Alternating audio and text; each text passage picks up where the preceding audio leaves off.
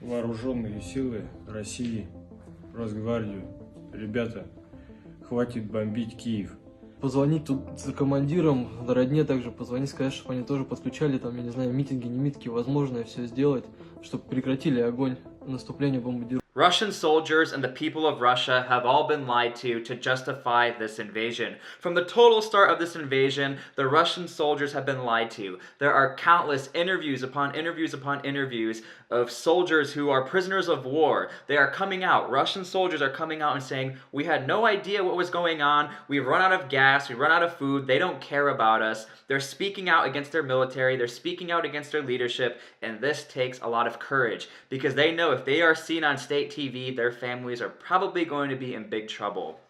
But luckily, all over the internet, even TikTok, people are giving out the truth as to what is going on. The only person who's believing his own lies is Vladimir Putin. And remember, this is not the Russian people. These are not the Russian soldiers. It's Vladimir Putin. And I think it's very important to remember that in this time in history so that we don't all turn against Russian people, okay? And it's also very ironic to think the Ukrainians and the Russians are probably the most alike people of every country in the world. The main reason why I'm making this video is because it's about to probably get very disgusting and dirty in Ukraine.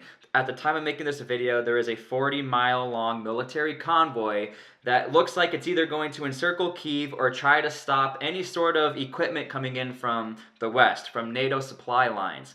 And that will pretty much mean the end of Ukraine unless Ukraine can disrupt the 40-mile convoy or they can somehow figure it out. So far, Ukraine has pretty much stopped all air support efforts. It looks like Russia is going for a total ground attack and war. There's also reports of them playing extremely dirty. The whole world is watching this. The Russian soldiers are watching this. The people of Russia are even protesting against Putin and the leadership. Those people are getting put away in jail.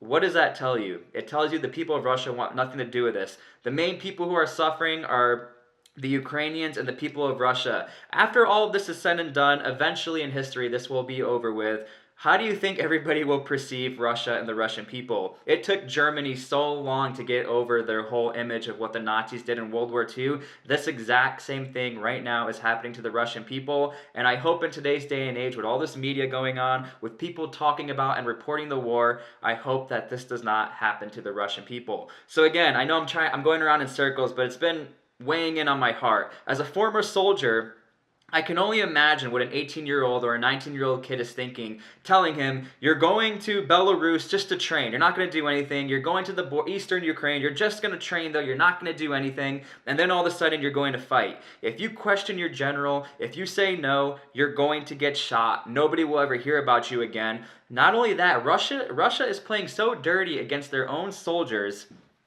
They have cremation centers, mobile cremation centers, so that when Russian soldiers die, their body bags do not go to Russia. They go to get cremated, and then they get sent home to Russia. Because Russia is smart enough to know that if they see their own people in body bags, that will be the end of this whole war. Even though already this is the end of the whole war. This war is not justified. This is not what the Russian people want. This is not what Russian soldiers want. They are just doing what they're told so they can possibly and maybe make it back home. This is Vladimir Putin, people.